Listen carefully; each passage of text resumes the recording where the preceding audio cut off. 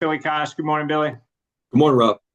Good morning. Congratulations to you and your guys. A really impressive, especially first half performance, and you defeat North Carolina A&T 38-12. What did you like most about the way your team played on Saturday?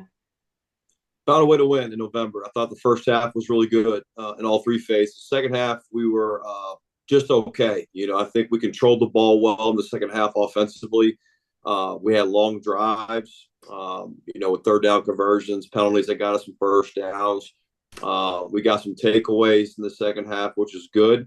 I think offensively, we only scored 7 points. We got to score more points. And then defensively, we get a touchdown. So, but overall, found a way to win. I thought we did a really good job on critical downs, both offense and defense, third and fourth down, winning those scenarios there. Won the turnover battle, which is good. You got to do that in November. And then time possession was good. So, good team win, but we got to play better versus a really good Villanova team this week. Let's start with your freshman quarterback. You certainly had a big afternoon, 37 of 48, 380 yards and three touchdowns. I think this was his third start. How have you seen Quinn Boyd continue to develop? Yeah, they did a nice job there Saturday. Really take what the defense was giving them. Our receivers, tight ends, and backs did a really good job making plays for them. We had really good pass protection as well by our offensive line. Had time to throw the football. So all those were key components there. Hit some big plays down the field. Jace Freeman came alive for him as well. Des Williams, Marquise Dietz, Cole Benucci. There's so many guys. Jaden Flood Brown made some plays for us as well at receiver. So a lot of guys made catches for us, which is great. So it was good to see him kind of settle in. He's got to play well this week, but he's getting better week in and week out, and he's got a big test this week. How have you seen, and as a former quarterback, the quarterback receiver connection is such a big thing. And I'm assuming he didn't get a lot of time with those guys you just talked about for the first couple of months. How does that continue to get better as he gets more reps? Yeah, I mean, we try to get him a healthy amount, when he wasn't even the starter, during throwing sessions, things like that. But in the game, as you know, it's a totally different dynamic. Yeah. And I think he prepares the right way. I think he does prepare the right way. He's very sharp, and I think the receivers are starting to understand how he throws the football and his decision making and his eyes and his anticipation where the ball's going to be. And hopefully, through these next couple of weeks here, we can develop that even stronger. And but he prepares the right way. I think that's where it starts. His process does a really good job of this process of improvement and how he studies, and then his work habits. And he'll get those guys and work on throws after practice, things like that, develop that timing. So it's a credit to his work habits for sure. One more just on offense. Roland Dempster didn't put up the eye-popping numbers, but had another solid day and over 3,000 for his career. That's an amazing number. Just talk about his impact on your program and being able to reach that milestone. Yeah, I mean, I said in my press conference, he is instrumental for me. Like going on year two, he's one of the best players to ever play at Stony Brook. I think. I don't know the whole thing there, but he really has helped change this place. You know what I mean, the right way. And physical runners, you guys all know, but he's really developed as a pass catcher. I think last week A&T did a really good job stopping the run, and we used him in the throw game, and I think he had over 70 yards receiving. So both as a runner and as a pass catcher, he's been very, very good, and he's been a program changer for sure. And I want to make sure he goes out the right way. He's a great guy, man, great worker, tough, physical, does everything the right way and on the football field. So proud of him. He's got more work to do these next couple of weeks.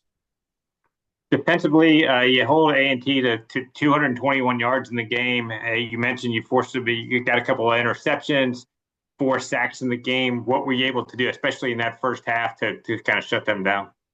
Well, they had a good first drive there. They moved the ball. They got 3 points out of it. I think we settled in a little bit and did a really good job stopping the run, eliminated a couple of explosive plays in the throw game.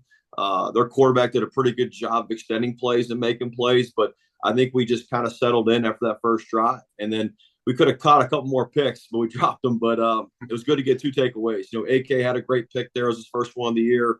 JoJo had his second pick of the year. So those are critical. And you get great takeaways.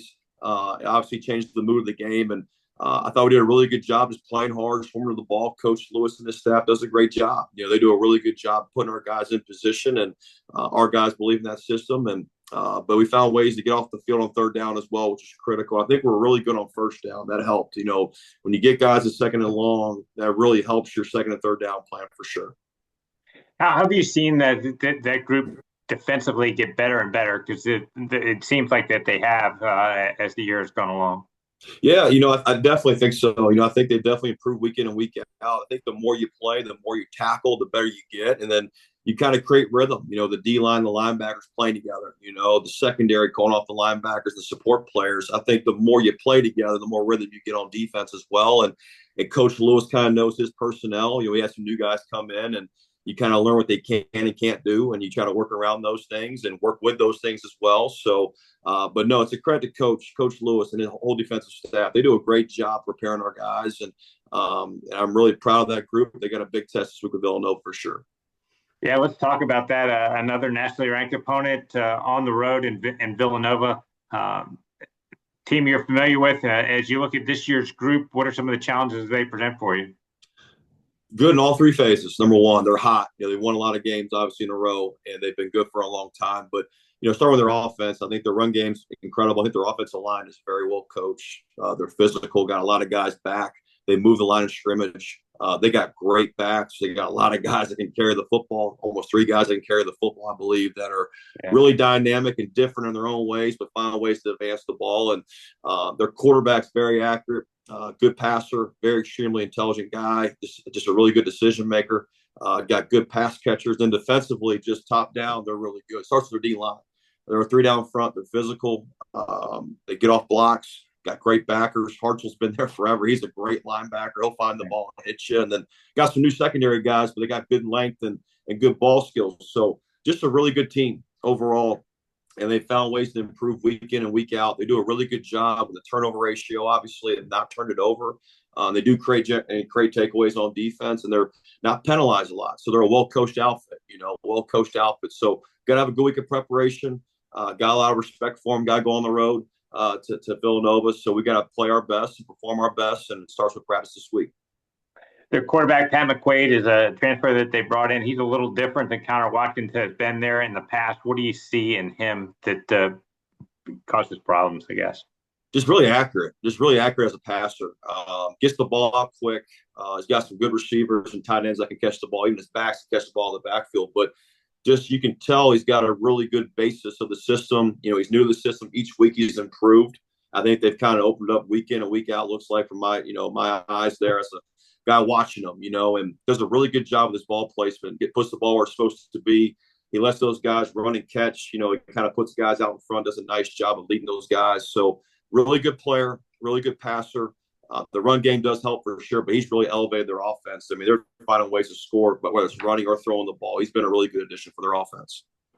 And then just one more that you talked about, that three-man front on defense. A lot of the coaches throughout the year talk about how unique that is and different to prepare. What's the key as an offensive guy, and what makes that defense so difficult when you don't see it a whole lot?